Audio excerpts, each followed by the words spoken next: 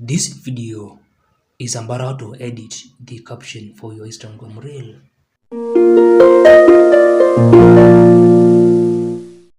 Now on a reel that you want to edit, you need to tap these three dots down here and go to manage, then edit. And from there, you can edit the caption for your reel.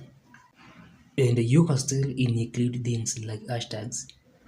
And below here, you can tag people. And as you can see, you can also edit the cover image for your reel, where you can pick a frame of your reel or an image from your device.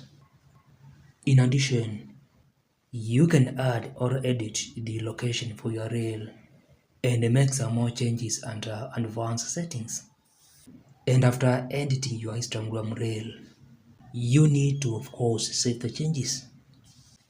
Now, if you find this video helpful, like it, and if you want to grow and succeed on Instagram and other social media platforms, ensure you subscribe to this channel for more videos.